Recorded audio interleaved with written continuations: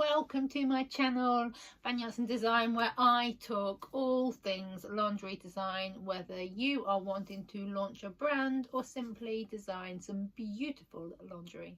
Today I'm going to talk about how to design a lingerie collection. It is a question I often get asked, and I teach this on one-to-one, and also I have an e-course out, how to design and refine your first lingerie collection, all about ideas and directions to launch a brand or simply design some beautiful lingerie. Today I'm going to talk about how to design a lingerie collection. It is a question I often get asked, and I teach this on one-to-one, and also I have an e-course out, how to design and refine your first lingerie collection, all about ideas and direction, starting with the idea and producing some beautiful lingerie at the end. Now, designing lingerie, you might start with one idea, but it can look a bit generic, a bit kind of and you want to elevate it to the next idea. I often follow 5 steps which get me from idea to amazing looking lingerie. I have in the past designed for UK high street stores, Australian high street stores, and also had my own brand, and now currently work on designing pieces that I use for tutorials. If you are wanting to launch a lingerie brand, I would say the easiest thing to sell is a story, a collection, rather than a one-off piece. By that I mean you don't have to go and produce loads and loads of lingerie. In the UK I used to present to the buyers actual lingerie pieces. We used to get the samples made up, and there would be a theme running throughout, so they could see it sitting all together in their store, or were just able to pick and choose what they wanted. When I designed for Australian high street stores, we used to present to the buyers a CAD piece, and for every CAD we presented we would give it a name.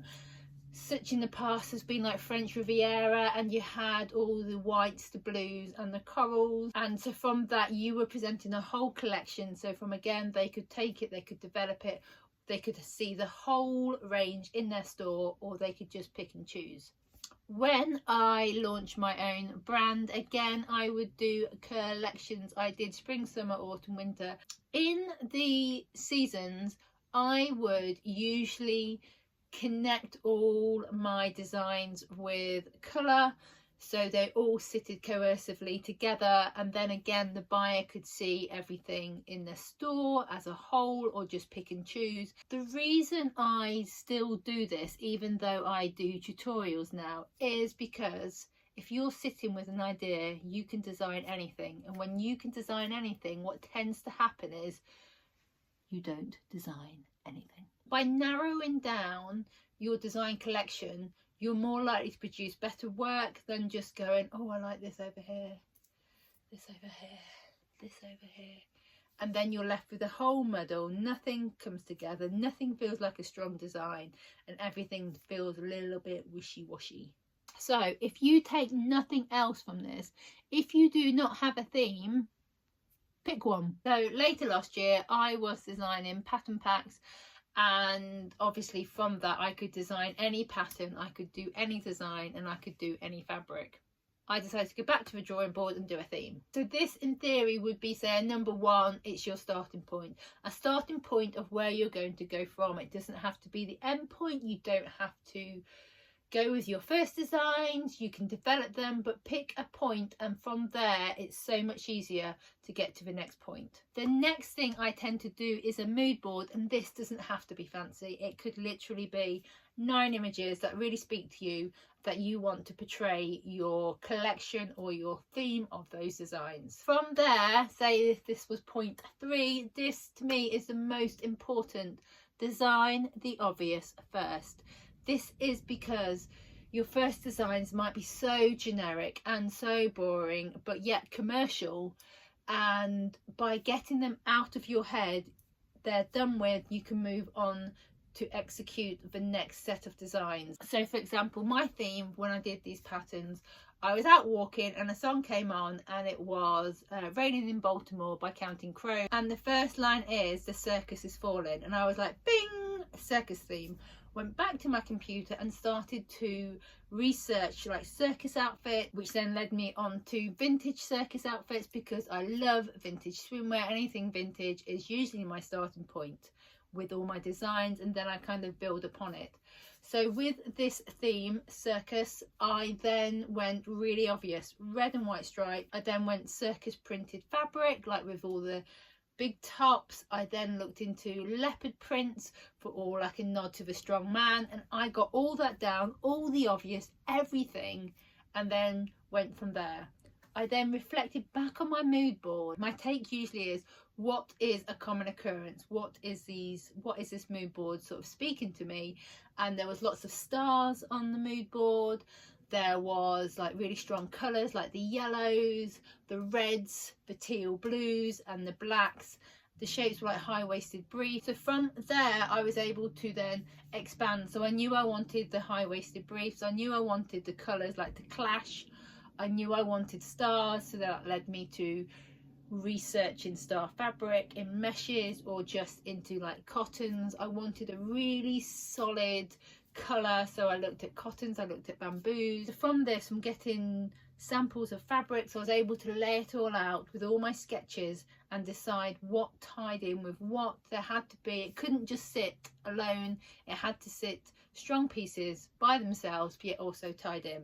So black is a common occurrence that I do in all my designs. I like the way it ties in.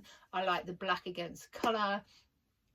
And the black straps on my piece that I designed reminded me of, say, the guy ropes that they often use in the big tops, with so lots of strapping. I went high waist brief, and this is what I used for throughout my designs. I also did a high neck bra top which sat with the high-waisted brief. So number 4 would have been tie all your pieces together. If this was number 5, it would be offer variety. So I had the bamboo, I had the mesh, and then I had the black tulle with star appliques over where the nipples would sit.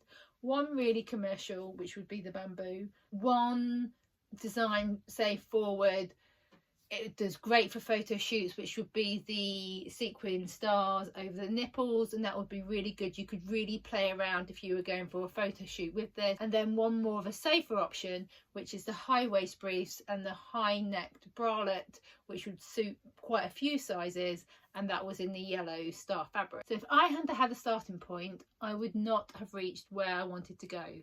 But by bringing all those together and kind of going down and filtering from your first idea, designing the obvious, doing the mood board, filtering it down, pushing each design, you execute a design which then excels from your first idea. I would always recommend starting with an idea.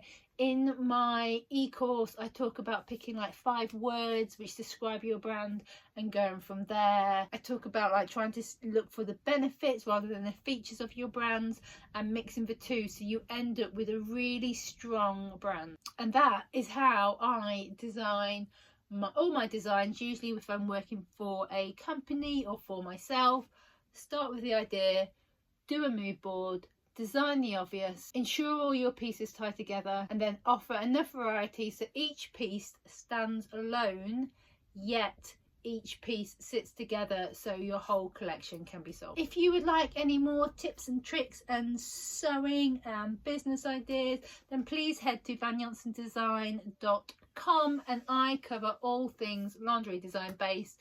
And if you are wanting to know anything in particular, get in touch.